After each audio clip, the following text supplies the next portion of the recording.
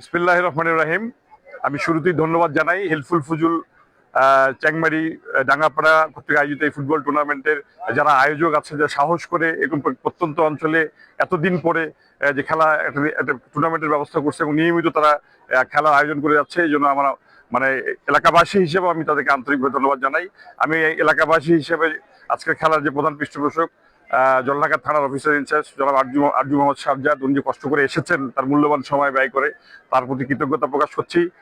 আমি ধন্যবাদ জানাচ্ছি স্থানীয় গণ্যমান্য ব্যক্তিবর্গ যারা এই মাঠে এসেছেন। আসলে সবাই অধীর আগ্রহে খেলা দেখার জন্য ওয়েট করতেছে। আমি বক্তব্য দীর্ঘায়িত করবো না।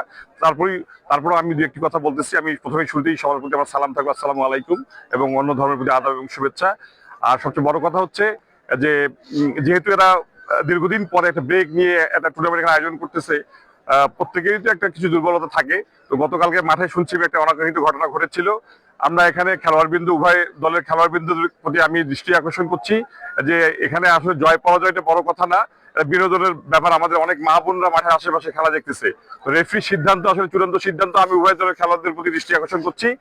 এবং আমরা যেহেতু জানি যে গত 16 বছর 17 বছরে বাংলাদেশের খেলার মাঠগুলো পরিত্যক্ত ছিল, লক্ষ লক্ষ হাজার হাজার কোটি টাকা দেশের বাইরে আসলে পাচার হয়েছে, কিন্তু এইসব ছেলেপেলেদের খেলার মাঠ, তাদের খেলাধুলার অবকাঠামো যে উন্নয়ন, সেগুলো হয়নি। আসলে কারো বাবার নামে কারো মায়ের নামে একটা নির্দিষ্ট উদ্দেশ্য নিয়ে খেলাধুলা হয়েছে, কিন্তু আসলে বাচ্চা কাচ্চাদের শরীর গঠন হয় নাই, তাদের মানসিক বৃদ্ধি হয় নাই। দেশে এই জন্য মাদকের প্রভাব বৃদ্ধি পাইছে, সেটা আইন শৃঙ্খলা বাহিনীর লোকজনরা ভালো জানেন।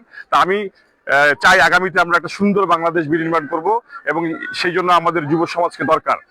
এবং আপনারা সবাই একসাথে মিলে বাংলাদেশকে গড়বেন কিনা বলেন আমার সাথে? হ্যাঁ, আমরা সবাই একসাথে লড়বো, খালি ফুটবল নয়, দেশটাকেও করবো। সবাইকে ধন্যবাদ, এবং আমি আমার বক্তব্য এখানে শেষ করছি। আসসালামু আলাইকুম। একটু আমরা পরিচয়